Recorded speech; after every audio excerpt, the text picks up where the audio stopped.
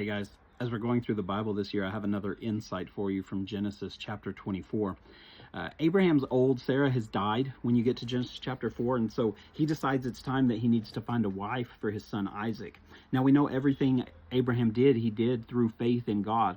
And so he charges one of his servants to go back to his own clan to find a wife that God's going to provide. And he's doing all of this by faith, but the servant seems a little bit skeptical about it. And so, Abraham tells him, hey, if he won't come with you, if the girl won't come with you, then that's fine. You're released from your obligation. Just don't let my son go back from the promised land that God has given to us, right? Don't let him go back.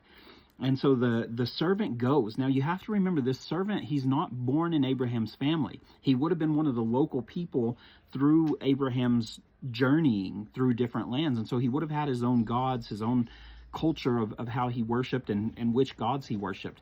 And so he's skeptical about Abraham's God. But he goes, and it says that he's praying to God, and he's saying, okay, God, if you're real, and this is how I'll know that you love my master Abraham. And he lays out this whole process for how he wants God to reveal the woman, right? And then it happens. The woman shows up as soon as he finishes praying.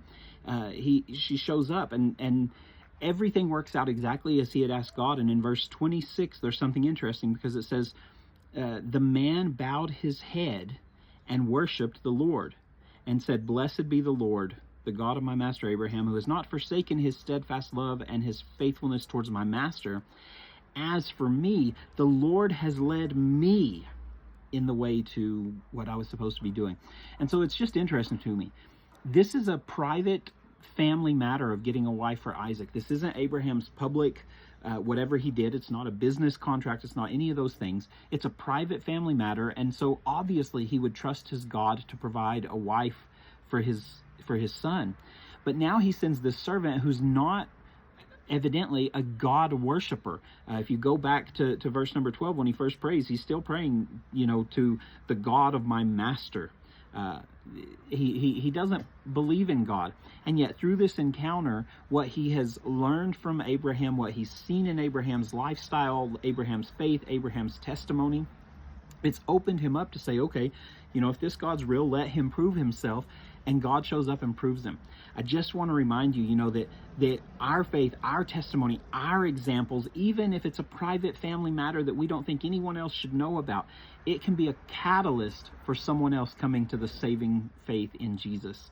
So live your life as an example. Don't hide it. Let people see you worship Jesus and Jesus alone. And maybe through your faith, they'll also come to know God as well.